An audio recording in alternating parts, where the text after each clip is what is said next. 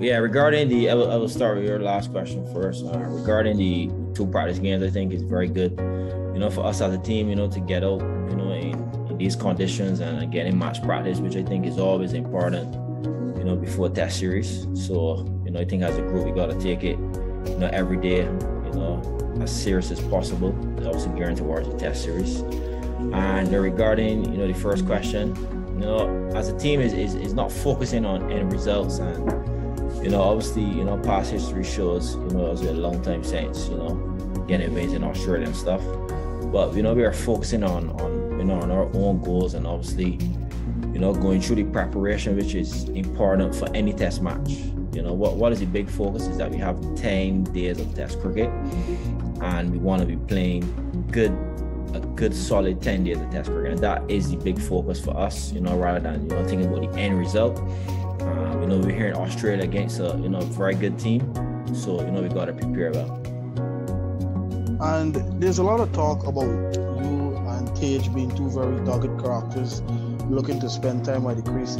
I just want to get your take on, given his temperament and yours as well, if that kind of guy is at the other end, will that inspire you to be a bit more aggressive? We've seen in recent times your batting is a bit more on the attacking nature. If you have that kind of stability, will that inspire you to be a bit more, attacking towards the bowlers, knowing that you have a guy at the other end that would easily bat 90 overs? Well, yeah, I think the partnership will work extremely well.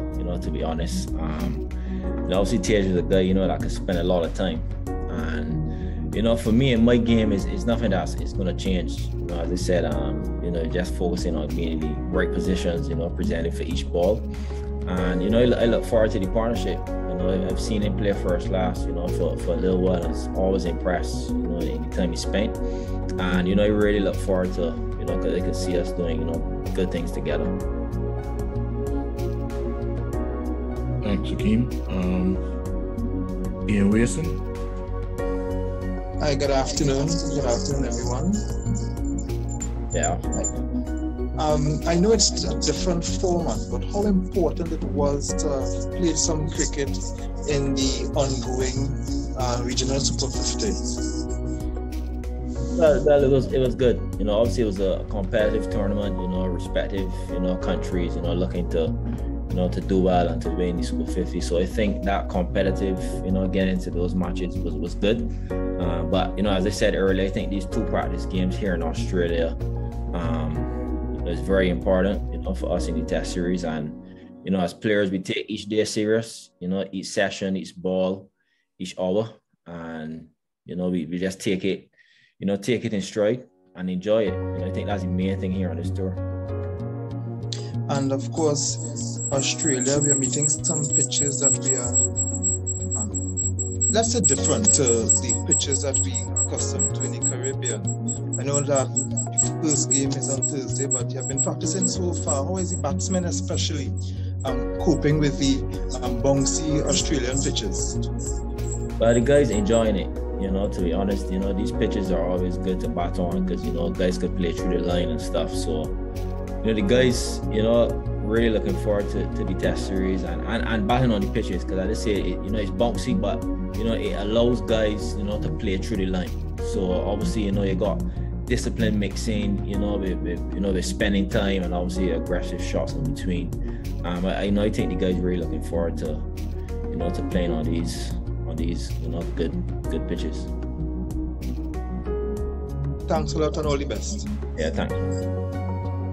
Thanks, Ian. Joel Bailey, then followed by Garvin Richards.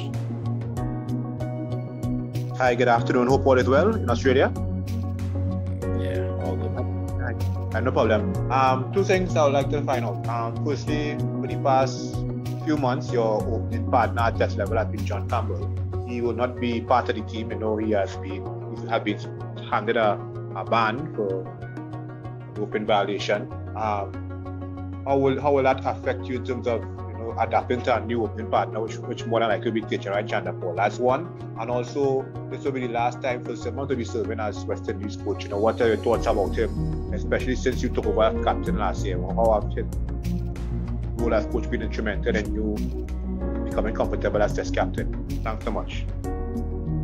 Well, I would have known, Brandon for, a few years. Never opened with him, obviously, but for me, it's nothing that's going to be strange. I think we have a good relationship, and I think everything is going to be good. Everything is going to be smooth, and as I say, really look forward to the combination of me and him battling together. And regarding Mr. Simmons, I thought he's done a fantastic job as a coach in terms of certain things he brought amongst the group. And it's his last series, so we looking to give him a 10 days, as I said, 10 solid days of Test cricket, and I love to make him and obviously West Indies fans pro. But I think he did a fantastic job as a coach. Obviously went through some tough times, like every cricketer would, and every team and every coach. But we look forward to these last, at least his last 10 days as coach, and as a team, we look to gel together and make Caribbean proud. Garvin? Okay, Craig. Good evening, Craig. Just a bit of a follow-up on the Phil Simmons matter. Given what has transpired in West Indies cricket in recent times, the disappointing showing at the past 2 World Cups, do you feel any added pressure for this series? Seeing that the people of the Caribbean are really looking forward to something to cheer about, especially as we head towards the end of the year? Well, no pressure. As I said, this is a completely different format. We've had a good year thus far. Playing Test cricket, and we focus our energies of playing good Test cricket. So for me, it's no pressure. And we just want to make people in Caribbean proud. So we know what we have to do in terms of preparation, and that's what we are focusing our energies on. All right, and of course, the bowling attack expected to be led, of course, by Kema Roach, who's been a good servant to the game. But in terms of the other bowlers that you have, the other fast bowlers at your disposal, what are some of the things that you'd like to see from them? For example, we've seen Alzari Joseph really coming into his own in recent times. I mean, a word on your fast bowlers. Well, to be honest, I think it's just consistency. Here in Australia, we don't want to get carried away, with the bounce, but, we want to see some aggression as well. So I just think it's consistency, mixed with aggression, I think is really important here in Australia. But I think the bowling group is doing a fantastic job. And I think we've been doing that by staying disciplined, which is, we sticking to our plans, bowling to our fields, and it's just to continue that. I think, Alzari's in good form. Obviously, he's bowling with good pace, and he's being very consistent in the last couple of Test series, and it's just for Jaden to keep up his good work, and all the other fast bowlers to continue that. And it's just about being disciplined. Being disciplined is very important for us as a group, both as batters and as bowlers. So I really look forward to the fast bowlers doing a good job here in Australia.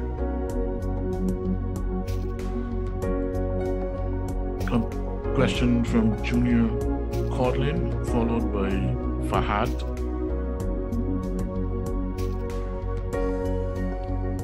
Captain, good morning to you. Yeah, morning. Good afternoon to you. Thank you. With these warm-up games that are coming thick and fast before the first Test match, what is the mindset of you and the players? What are the specifics that you believe you need to get correct before the first ball, the 29th of November? I think what's important is we know the Australia team obviously is selected. We know the bowlers you're going to play against. We know the batsmen. I think it's from now is just to create that plan, in terms of a mindset, how we want to go about playing against these guys. So we use these 2 games to do just that. And, that, as I said, that's what we're focusing on. And the guys really look forward to it. With the limited overs team performing so poorly, the only hope of the millions here in the Caribbean is the Test team. So on behalf of them, we want to implore you and encourage you to go out on the field and make us proud. Thank you very much, Captain. Yeah, thanks, man. Appreciate it, for sure. Fahad, question from Fahad.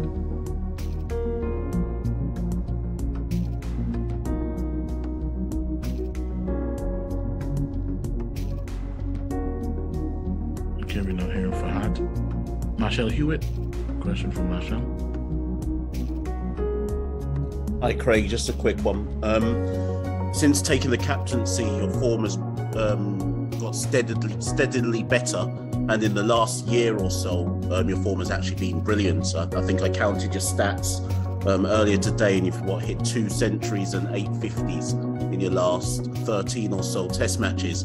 I'm just intrigued to know. Just intrigued to know what has been the key to you having such a good run of form from like late 2020 onwards. Well, to be honest, for me, it's just balance. You know, I've been working at my balance for a long time, and I think I'm at a stage now where I understand my game, to even better level. And I think getting my balance in order really helped me to find the gaps a lot better and get in good positions, for good balls, because you're gonna get a lot of good balls in Test cricket, and it's just how you keep them out. So I think, getting in those good positions really helped me, to navigate, those good balls, and also placing a lot of balls in the gaps. So, for me, it's that, and I just will continue working at it, and it's just doing simple things, to keep doing that. And yeah, that's really it. Thank you, Greg. Okay, thanks everyone. We don't see any other raised hands at the moment. So thanks everyone for joining us. We appreciate your time. And just a few housekeeping matters. We have ongoing the West Indies Under-19 Women's Tour of India. That is being played in Vizag. It's in Eastern India. And we'll be giving you coverage of that as well. The CG United Super 50 ongoing in Antigua. We are reaching the semi-final stage.